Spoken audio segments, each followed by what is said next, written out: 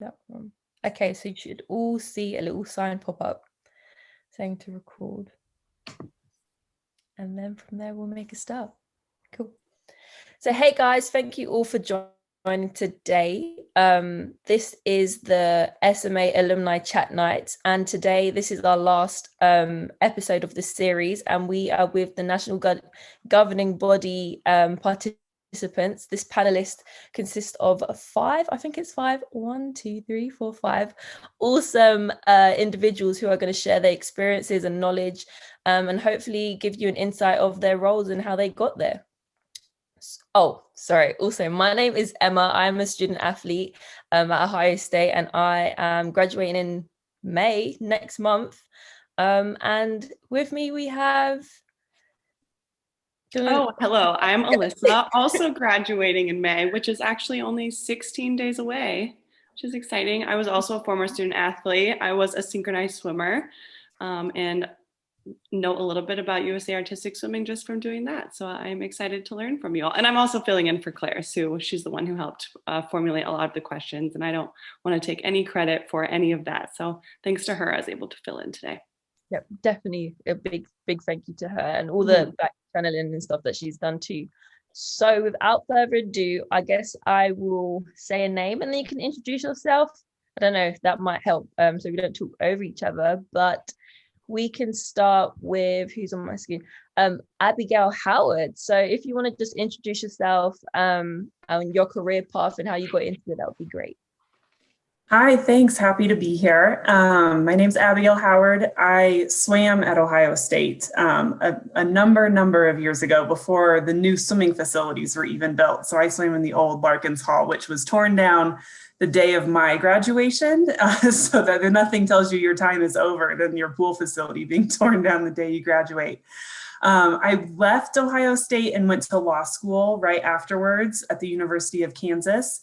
My intention, I was in the Fisher College of Business at OSU, had every design of doing corporate law, and so went to law school with that intention, but was able to work in the athletics compliance office while I was going through law school at Kansas Athletics, and loved it, loved everything about it, the tie between my legal background, my sports experience, and I was like, this is it, this is what I want to do.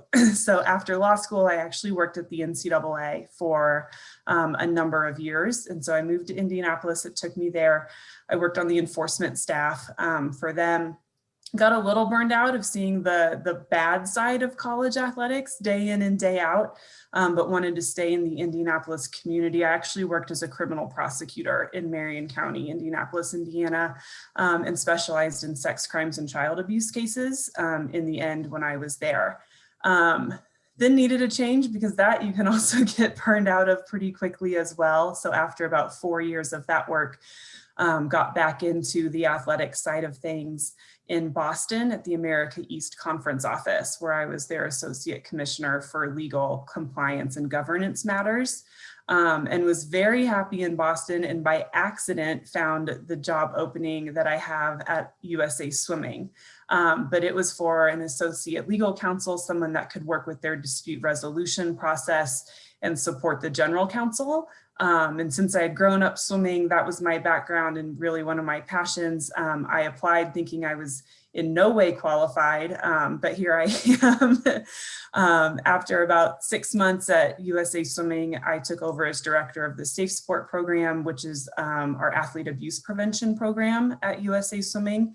And all of the national governing bodies have something similar to that. And now I've moved on to a role where I'm the Senior Director of Legal and Membership Affairs. So I oversee our DEI efforts, our safe sport efforts, our services for membership, including our Learn to Swim programs, and the individual that governs our 59 local and regional affiliates as well. So in addition to legal counsel duties. So no shortage of work, but as the others will tell you, that's how it is at a national governing body. So thank you. Wow, that's definitely a lot, especially with the high impact roles and decisions that you have to make. We'll definitely come back later on to ask you a question about going from law to like the sport and NCAA type background. But we'll give everyone a chance to introduce themselves first. But thank you for that. Michael, you can go next. You're on my screen next. Okay, thanks. I went to Ohio State to work on a master's degree. I had an MFA and I went there to work on a PhD actually to Ohio State, and was working in the English department, and I was the assistant baseball coach at the same time. I coached the pitchers and the catchers through that window, and we made the NCAA tournament for the first time in a long time. So that created a couple opportunities for me, and I had an opportunity to go to Florida Southern after that. So I opted out of the PhD program, went into, took a test, took my exams rather than writing a dissertation or a thesis. I had written one for an MFA. So I did that and got a master's degree, and then I went down to Florida Southern. Well, at Florida Southern, I was offered the opportunity to go to different places around the world to do clinics. Someone I knew there at Florida Southern had been involved with international baseball. So I made a couple trips to a couple countries, did some clinics, and in the late 80s, I was offered a position. I interviewed for a position to go to Barcelona to be the executive director for the Barcelona Olympics. And I took that opportunity. It didn't go over real well with the grandparents. I had been married for a little while. And we had we had like a 2-year-old and a newborn. So we got into a plane and we left for Barcelona. But Barcelona was great. If you get a chance to go to Barcelona, you should go to Barcelona. So we lived there for a while and got through the games, came back to the United States, and I became a head coach at the University of North Carolina in Greensboro, and I started the baseball program there. But when I came back to the States, USA Baseball contacted me and asked me if I would be a consultant to them on international relations. And it was a volunteer position, but the fact that I had been involved with the Olympics and had traveled so much and knew so many people in different parts of the world, it seemed to fit. So I became a vice president on their board of directors and became what was called, the other Olympic people might remember this term, I became the chairman of the senior team preparation committee, which was in charge of putting our various Olympic teams and national teams together. And I continued in that path as a volunteer while I coached for the next 25 years. The board of directors elected me president of the board a number of years. I guess it's been almost 20 years since they elected me president. And we don't have term limits. We will shortly, but we haven't had them. And so I've been president of the board of directors for USA Baseball for about 20 years. And so really that's how I ended up there, really through some volunteer work and a willingness to travel and do some clinics in the sport of baseball. Wow, yeah, no, that's really cool, especially going to Barcelona, which is like the other side of the world, closer to me and where I am right now in the UK. But again, we should definitely touch back on that, of like comparisons between USA and Spain and how that went. So that's like super cool. Julie, you can go next. Great, thanks so much for having me tonight. I was a student athlete as well. Swam at Purdue during my undergraduate years, and I went to school to get a degree in Russian and political science with the intent of a career in international relations. I never intended a career in sports when I was working on my degree. And then I got my master's degree at Ohio State in Slavic and East European Studies. Was enrolled at Villanova Law School to go get an international law degree after I finished my master's. And I needed a summer job between graduating from Ohio State that May and enrolling in law school that August, and ended up getting a coaching job in swimming at Stanford. And I guess the rest is history. I've been in sports ever since. So I coached full time for about 8 years, largely in the club space within USA Swimming. And in the early 2000s, when the US Olympic Committee at the time was first starting to build out its Paralympic programs, they hired me to come in and be their first high performance director for the para swimming program. And I did that through the Beijing 2008 games. And then since then, my roles evolved into a few other roles at the USOPC, managing director of the Paralympic division, and then vice president of Paralympics, and now my current role of chief of Paralympic sport, which ironically encompasses everything to do with Paralympics. So it's not just working with our 27 sport national governing bodies, but it's also doing all of our Paralympic international relations. So it's kind of come full circle in that the degree I went to school to get at both Purdue and Ohio State, I've kind of ended up doing international relations just in a different way than I always anticipated it would be. Wow. So like you said, everything definitely comes full circle, and it's good that even though you might not initially thought you'd use that degree in that career path, that it's now led to that, which is like super cool. And then who have we got next? We can go with Adam. You want to go next? Introduce yourself and your Yeah, thanks. And my life goals include becoming Julie. So anything that she said is just bringing her own bar down a little bit. So ask her a lot of good questions. To me, though, I am honorary Buckeye for the evening, as I did not go to Ohio State. Alyssa Jacobs, who just gave me a nice clapper high five, I hired her about 6 months ago, and she volunteered me that I needed to do this. And immediately following that, I hired another Buckeye. So by hiring two Buckeyes, you become an honorary Buckeye for an evening. I think that's how that works. And so here I am. I actually went to school at Lock Haven University of Pennsylvania, which is really close to Penn State, but played Division II college football there and got a undergrad degree in sport management, and then quickly went to grad school because I had no idea what I wanted to do with my life at that point, and got a master's degree in sport management at Old Dominion University in Norfolk, Virginia, and still really didn't quite know what I wanted to do with my life, and got the good fortune of getting an internship at the United States Olympic and Paralympic Committee. And so turned that into a full-time job in Lake Placid with the Olympic Committee, transitioned back to Colorado Springs pretty quickly because it's really cold in Lake Placid.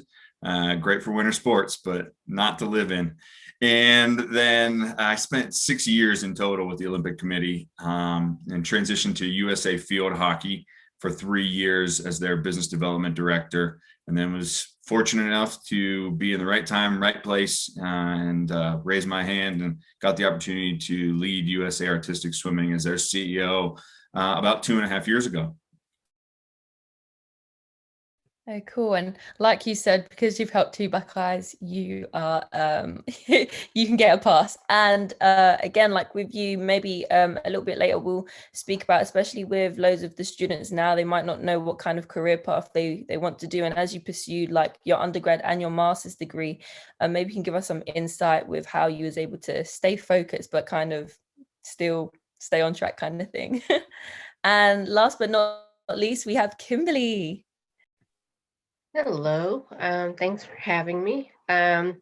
So my path to where I am now, I'm associate director at USA Track and Field, was kind of a roundabout way. I guess I could say I'm kind of a fusion of Julie and Adam. I went to Ohio State for undergrad, and I went with an eye towards journalism. And then round about my senior year, I was like, I don't know that I want to do that. But I went ahead, got my degree, and then came out with maybe an eye towards the law. My mom is a paralegal. So I worked for a small law firm for about 4 or 5 years, and found myself wanting to do something a little different.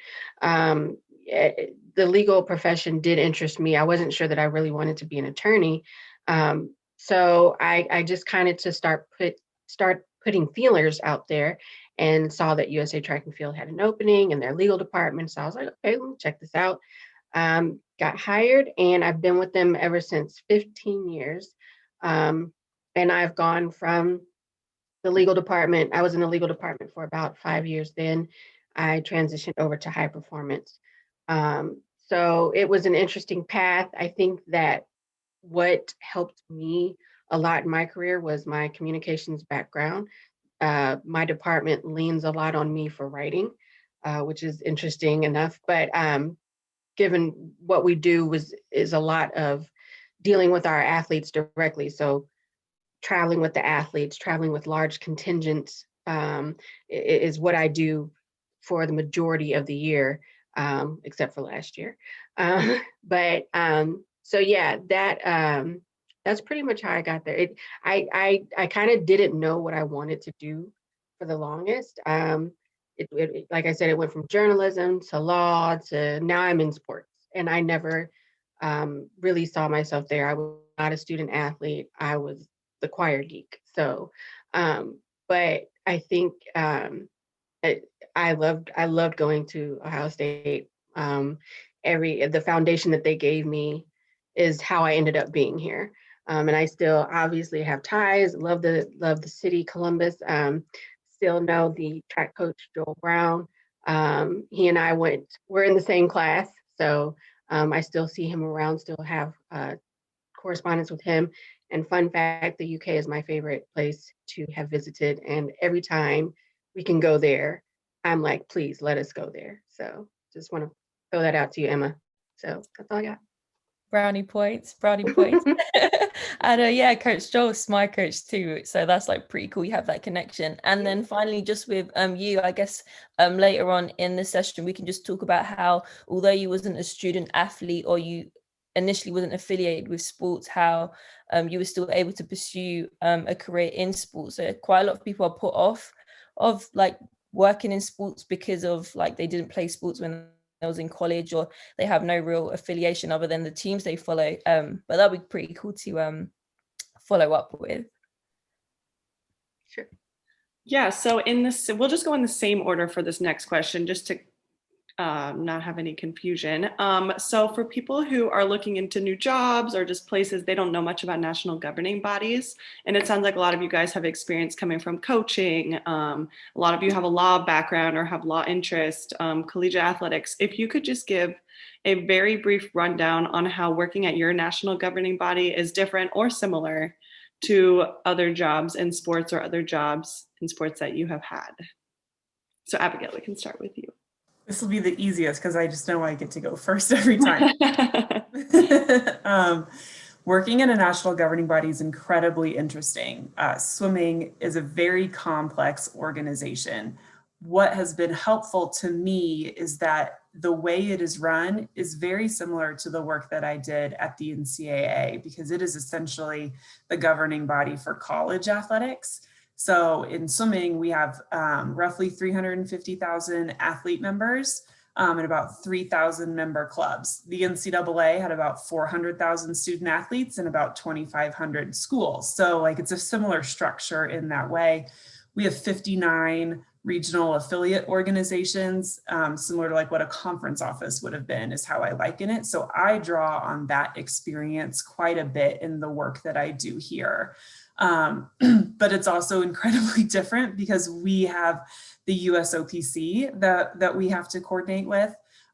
We are formed and governed and mandated by federal laws. It's the Ted Stevens Olympic and Amateur Sports Act, which gives the USOPC its position and authority, and then the USOPC then confers certain authorities onto the national governing bodies. And so Congress gets involved in a lot of decisions that go on. Our CEO is very, very vocal that it was never on his bucket list to testify in front of Congress, and he's been there twice in the last 2.5 years, his first 2 years that he was with the organization. And so there are so many different dynamics.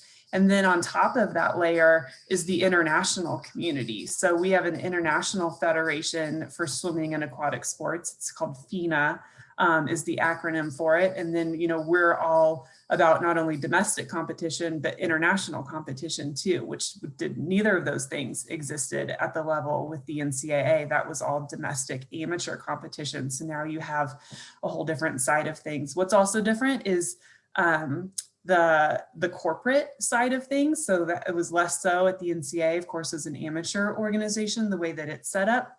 So you draw upon your previous experiences and just trying to what you can analogize or relate things to, and then also try to view what we do with a fresh set of eyes as well. It's so unique. Like it's not like going to the NBA and you can look at what the NFL or the NHL or MLB is doing.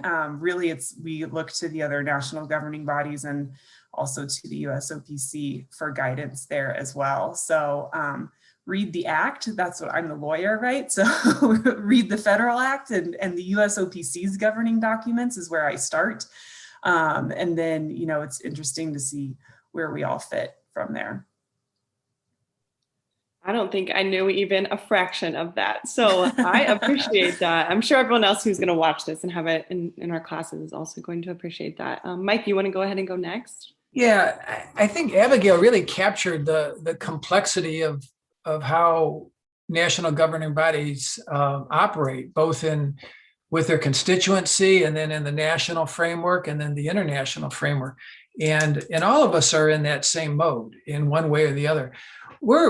Baseball is a little different, and this has been helpful, actually, and been a good way in lieu of the safe sport and some of the other issues that have occurred, because we don't have individual members. And everybody on this call will tell you that is what's created the greatest challenge to all the national governing bodies, is monitoring the safety and well-being of all these individual athletes. We have organizations that, so we came on the scene and there were existing youth baseball organizations. People are familiar with some of the names: Little League, Pony Baseball, Dixie Baseball, American Legion Baseball, and they were autonomous. So we brought, under the Ted Stevens Act, we became the umbrella organization for amateur baseball, and then those member organizations became members of USA Baseball. And they have the responsibility for monitoring their coaches and their staff and the well-being of their athletes. In many cases, children, I suppose, is probably the best word for it. So we're very different from many other national governing bodies in that respect. And at the same time, we have the same challenges dealing with our international federation on competitions, and less so here in the country, because we don't have national competitions. We just have to put international teams together, or national teams together, to compete internationally. So in some ways, I think we're, I don't want to say better off, but we have a few less headaches and a few less hoops to jump through than some of the counterparts here on this call. And they're very serious. I mean, I don't think Adam, Abigail, or Kimberly would tell you otherwise. The challenges in front of all of us right now, in terms of assuring that we have a safe experience for all of our participants, is very, very severe. But some of that has been pushed down. In our case, let me mention this too, because I think this is important. Because we have member organizations rather than individual members, we're not vacating our responsibility, but our responsibility now has come to educate those people and those organizations about what their responsibilities are. So we're almost like the USOPC dealing with the NGBs. We're USA Baseball dealing with what we call national member organizations rather than individual athletes. Well, thank you for that. I really appreciate your insight. I would definitely say I don't have much familiarity with USA Baseball, but I think it's very interesting to hear how it's run. So I think, Julie, you were next. I think so. And I think both Mike and Abigail gave great descriptions of the structure that we've got here in the U.S. Between the USOPC and the various national governing bodies. So within the USOPC, we're a little different, right? We're not a national governing body, but instead we're the National Olympic Committee and the National Paralympic Committee here in the United States. So we're one of about 205 or 206 national Olympic committees in the world, and one of about 185 national Paralympic committees in the world. And I think one of the unique things to point out is that while our structure is similar to some of our counterparts around the world who have a National Olympic Committee, National Paralympic Committee, and then national federations like we do, we are the only National Olympic and Paralympic Committee in the world that is not government funded. So we are 100% a nonprofit organization funded by broadcast rights fees, philanthropy, and marketing and sponsorships, and get no government funding. And none of our counterparts elsewhere around the world in the National Olympic Committee or Paralympic Committee space deal with that funding model. Most of them are government sports ministries of some sort, or tied into their federal systems. And internationally, I'll talk about that a little bit more, since Abigail and Mike talked about the national structure. Internationally, we are a member of the International Paralympic Committee. We are one of the NOCs within the International Olympic Committee structure, and those differ as well. The members of the International Olympic Committee are individuals from federations and countries around the world, while the members of the International Paralympic Committee are international sport federations and national Paralympic committees. So we too deal with, two different unique structures in terms of how we work with our counterparts at the international level. And there's definitely some similarities to, both professional sports leagues and the NCAA, but I think there's probably more unique nuances to the Olympic and Paralympic movement than there are similarities to a lot of those other leagues and entities. Well, that's awesome. I think the world of Paralympics is just inspiring for all of us. We all talked about the, what was the commercial during the Super Bowl? Toyota. Yes. We talked about that. We had to rank all the commercials, and I think everyone mentioned that was the most eye-grabbing and it was just amazing. So thank you for that. Adam, you were next. Yeah, it wins for the most tears, that's for sure. Oh, absolutely. Yeah. So again, this group has done a great job of sharing the structure, and I am to this day a student of the National Governing Body and Olympic and Paralympic Committee model, because I'm now a decade in, and it's still quite sophisticated and difficult to figure out and navigate. And you have to ask the questions to make sure that you know the correct answers, and you'll never get to the end of that rainbow, because it's ever evolving and ever changing. And to Julie's point, that there are so many nuances to this, but what is pretty standard, right? And now that you have Mike and you have myself, Abigail, and Kimberly, is that there's two models, right? Mike at baseball, basketball, and US soccer have a non-membership style model that is sophisticated in the sponsorship development, have partnerships with their Major League Baseball, NBA, those type of situations, and then us, who are primary membership driven, right? And so that's the two financial models, to be honest, but structural models that are set up. And beyond that, we are very, very similar in what we do. I have the same, me and my staff have the same responsibility and role that USA Swimming and Abigail's team do. We just don't have the size to either deal with membership that's that big, or to develop as many sophisticated programs. So we have to do what we can do within our structure. Where we do differ is in the sports space. Artistic swimming is different than what my people call speed swimming, and I always chuckle about, but that's the differentiating. And Alyssa, both Alyssas on this call know what I'm talking about. But swimming is certainly different. But at the same rate, I have coffee with Tim Hinchy, who is USA Swimming CEO, tomorrow morning at 8:30 at their office, because we're going to talk about some international stuff that we got to get aligned on to hopefully make some big splashes, puns intended, of course, in our aquatic space. So just know that it's confusing, but once you start to figure it all out, everything's pretty systematically similar. Kimberly, I know you're kind of different at the NCAA. You might bring in a little bit of a different perspective, so you can go ahead next. Yeah.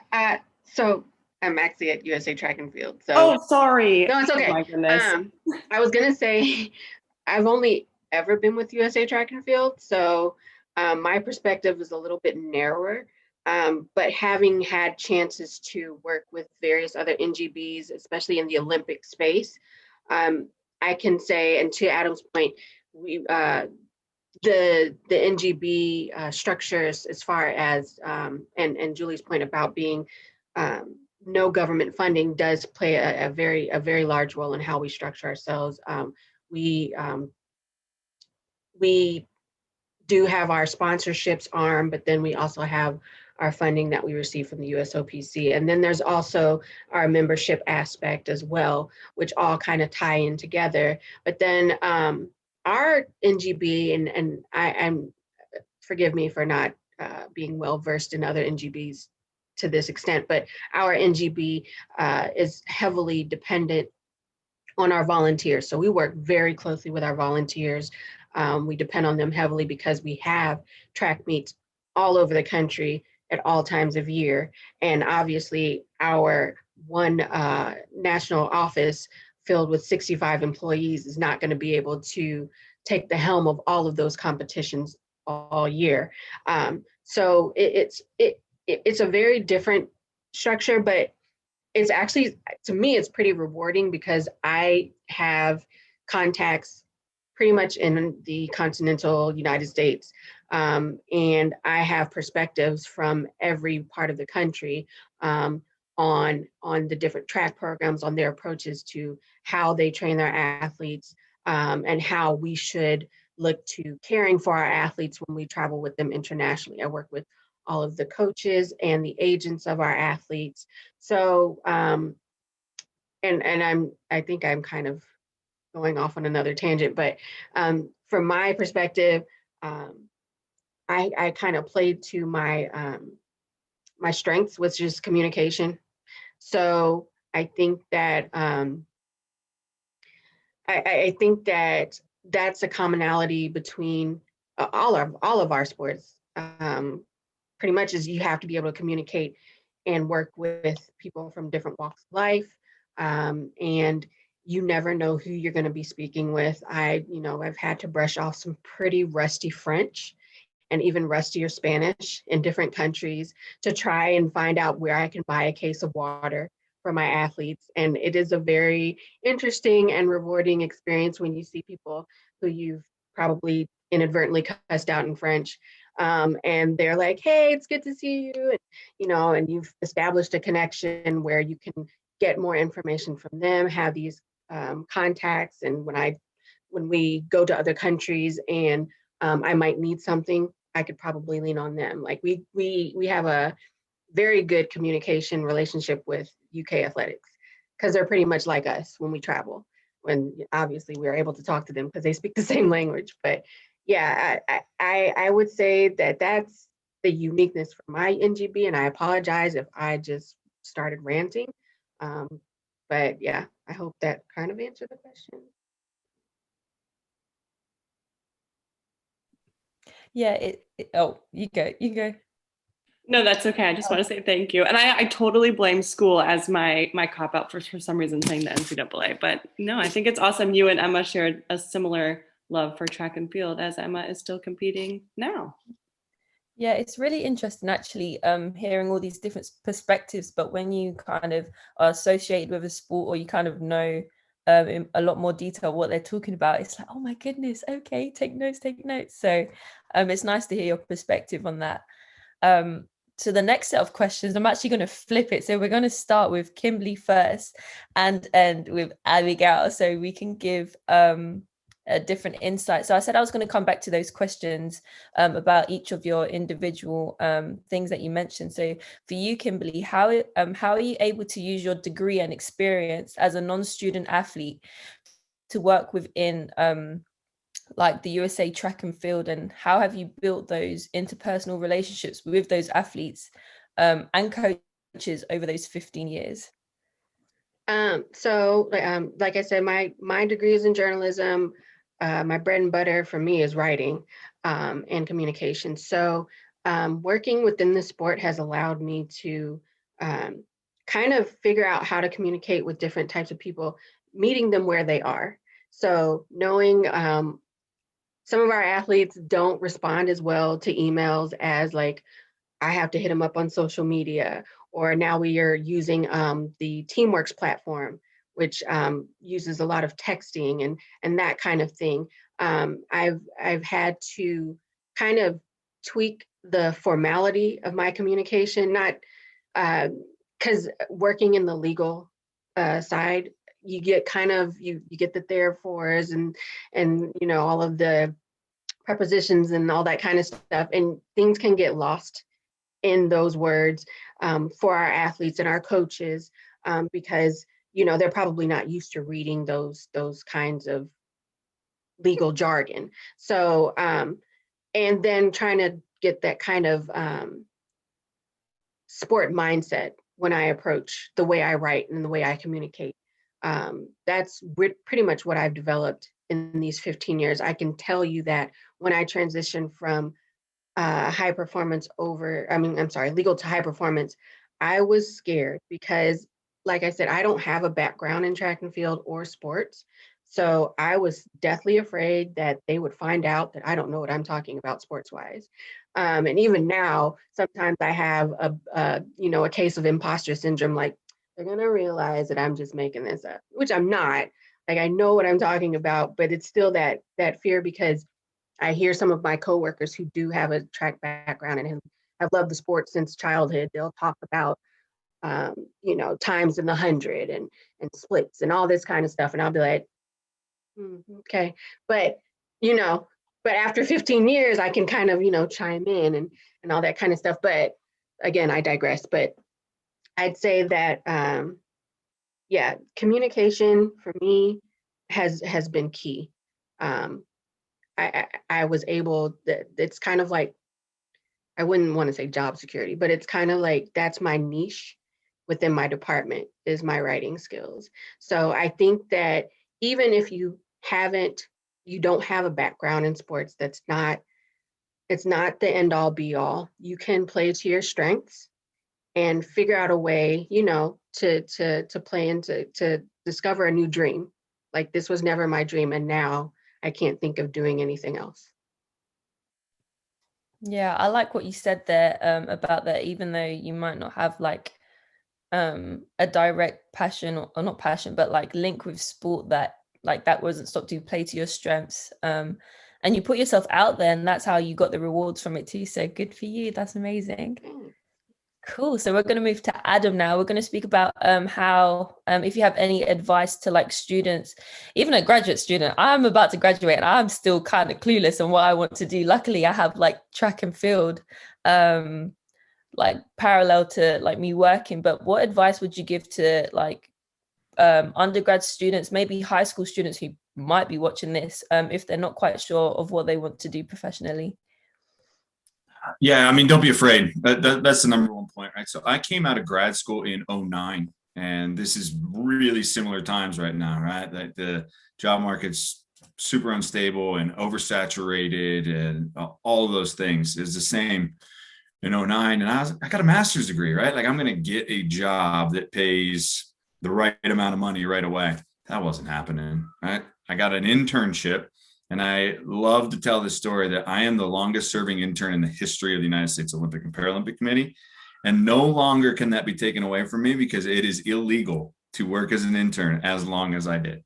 I spent 8 months as an intern living at the Olympic Training Center, just figuring it all out, because I caught the bug. And that's why I say don't be afraid, because I really thought that I wanted to be a college athletic director. I think was in the back of my mind. And I went to grad school because I knew that was going to be a part of the step along the way.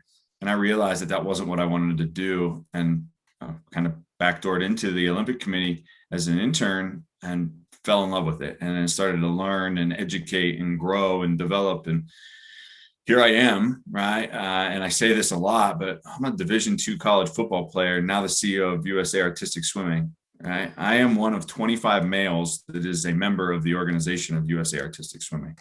But I understood the business, and to Kimberly's point, I fell in love with the sport. I don't know artistic swimming the day I sat down for an interview. I know about it because I did my research, but now I'm not going to go out there and judge the sport, but I fell in love with it. And I've fallen in love with the business of the Olympic movement and everything that it stands for. So again, don't be afraid. Hopefully you have the resources, finances, and time to figure it out. I definitely agree. And the fact that there's so many sports, it's so diverse, there's so many roles that come into sport, there's so many different channels that people can go through, that initially people like you said, they might just think the only options is like athletic director or coach, but between those two and all around them, there's so much more. So that was a nice insight. Thank you for that. And then I think we're going to Julie. So your question is like, how, oh no, I've lost the question. So with your role in your sport, and like how you said you done Russian international relations, I think you said, how has that been, having the ability to like think in different like languages and understand the perspectives of different cultures, and even within America, how has that helped you to excel in your role, in your position? Great question. And I think, studying international relations and languages, I got my degree in Russian, but I had taken Spanish for quite a number of years in high school and undergrad as well. And I do use both. I probably use Spanish much more frequently than I use Russian in my job day to day. But I've used them both. I think the key thing is what I studied helped me learn so much history and culture from around the world. I can tell you all about culture and history from, the Soviet Union and China and other countries, way more than I can tell you about our own US history. That has helped me build relationships because I can go into other cultures, into international relations meetings, and I know a little bit about the respective country or the people that I might be dealing with. And a lot of times, even if you can say one or two words in someone else's language, a hello and a thank you, that opens immense doors. And this world of Olympic and Paralympic sport is all about relationships, whether domestically here in the US or internationally. And having some of that background has been key. I will say my advice to, my new hires or interns, when we used to have interns, we don't have them anymore. So Adam's record for longest intern is safe because there's no more intern program. But my advice to them is always just continually learn. I'm a big reader, and I like to keep, the learning going on topics that I'm interested in. And that has proved so valuable throughout my career. One of the nuances in Paralympic sport is classification, for those of you who've watched any Paralympic sport. And when I first got involved in the Paralympic world, I took it upon myself to learn the classification system for swimming first and foremost, but then gradually other sports. Now I jokingly tell my colleagues, particularly my attorney colleagues who work with me, that I'm going to retire and do billable hours for classification consulting because I've learned so much on that topic throughout my career. And it's such a specific, nuanced piece of our sport business. It's just become a really valuable skill. So my advice is always find those things you're interested in, keep learning about them as you go, however you pursue that learning. And that's going to serve you well in wherever you land in the sport world. I definitely applaud all workers and people who work not only within the Olympic sports, but the Paralympic sports, because if you think how chaotic it can be when we're fully abled bodies doing different sports where people might not have all abilities, it's so reassuring that there's people that are dedicated to help them and are so interested in ensuring that they have as many access to different facilities and training and just feel really welcome. So on behalf of all of those people, we do applaud and thank you for that. Thank you.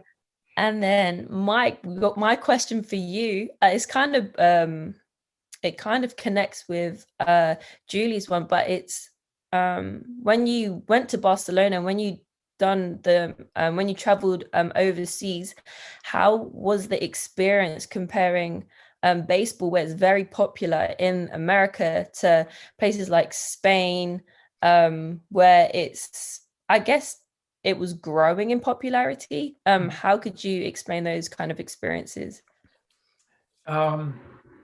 It was growing. It was very much in its infancy, and it hasn't grown an awful lot since, even though the games were there.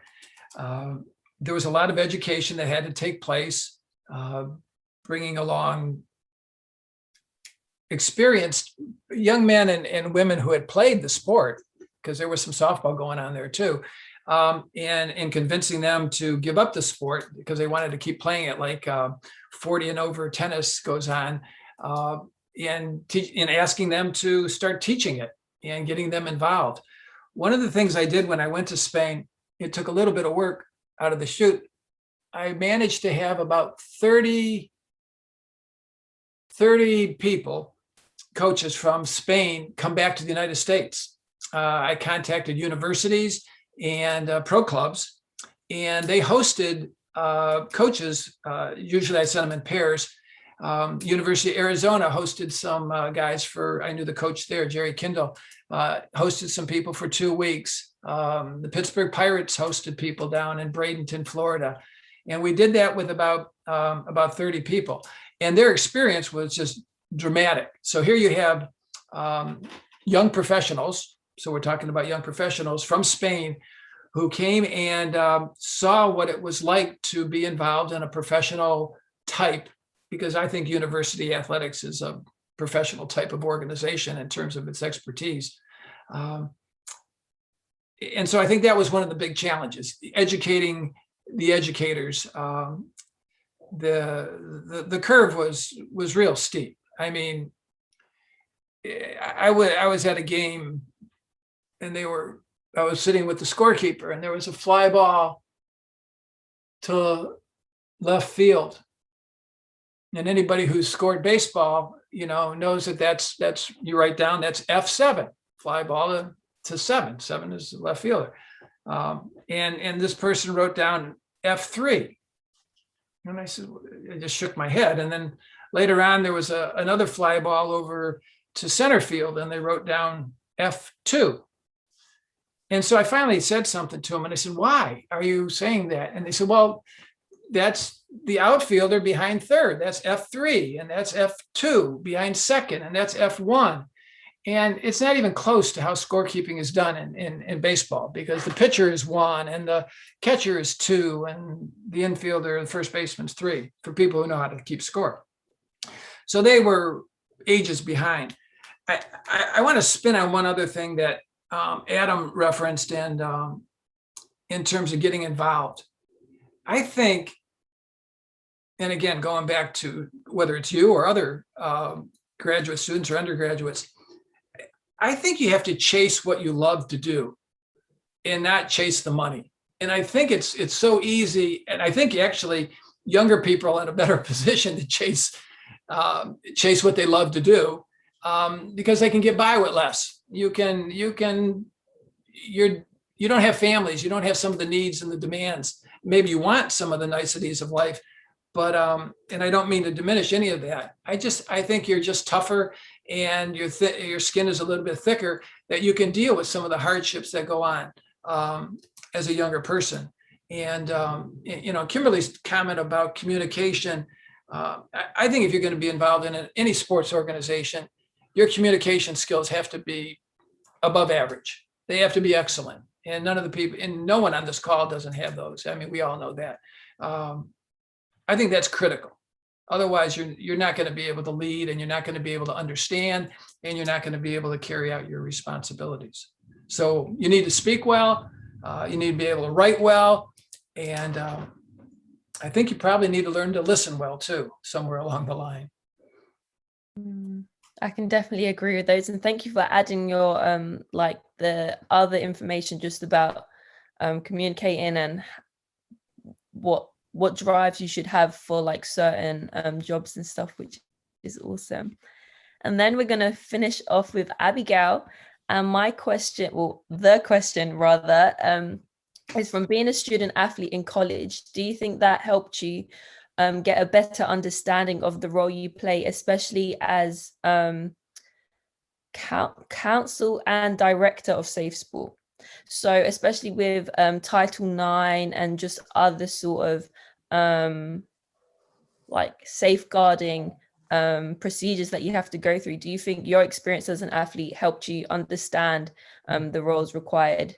Even though not quite college, you're working with USA, but it's still kind of very similar. Yeah, absolutely. I mean, my experience as a student athlete formed my worldview in a way that couldn't have been replicated in another experience. But certainly as it relates to the athlete experience, what that means, as you know, Emma, like from the time you get up to the time you go to sleep, everything is formed around one thing. And how that relates specifically to like the athlete abuse prevention area that I work in is how we bring our entire selves as an athlete to practice every day, but not always is that recognized by a coach. Usually it's like, no, leave that at home, leave that in the classroom, don't bring that to the pool today. But like I brought me to the pool today. So I am here with all of my stuff and I need help sometimes. And so, you know, our efforts, in addition to just what are really focused on, you know, how can we support our athletes in their mental health, from, you know, suicide prevention. We just had a Safe Sport Leadership Conference today, and it focused on adverse childhood experience research, trauma and resiliency, and how it relates to participation in sport and suicide prevention. And everyone's like, well, how does that really relate to safe sport or abuse prevention? And it's like, it's because we're about supporting the whole athlete here. And I was that athlete at one point in time.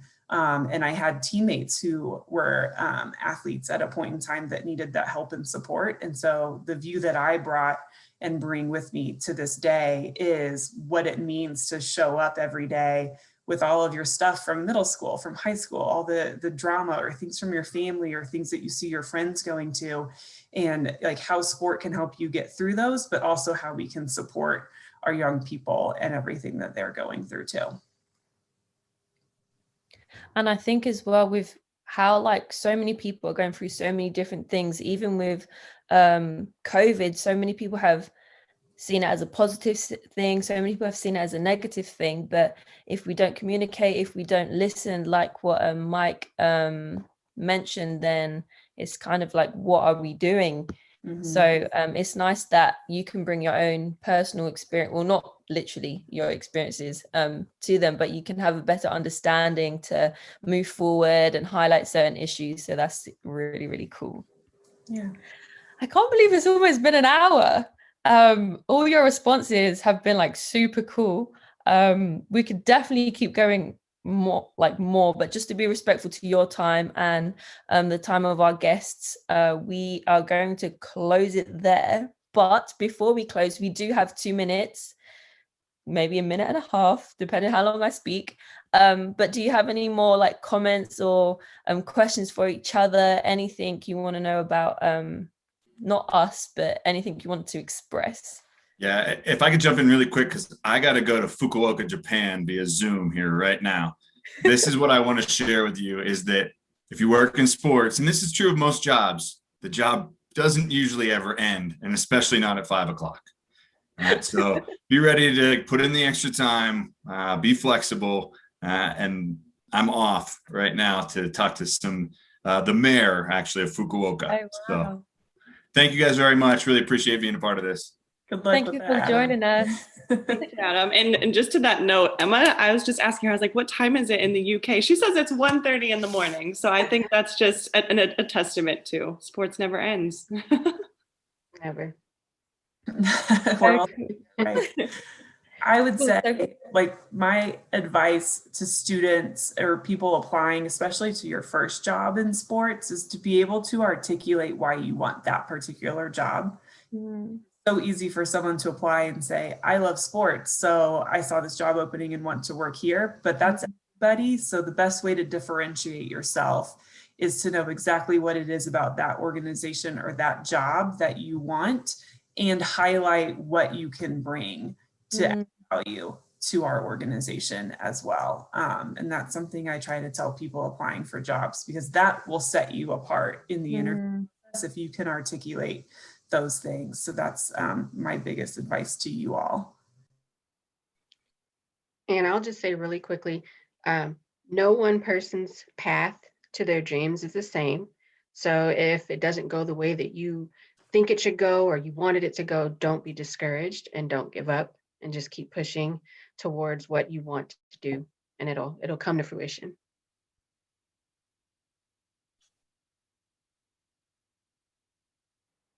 And thank you.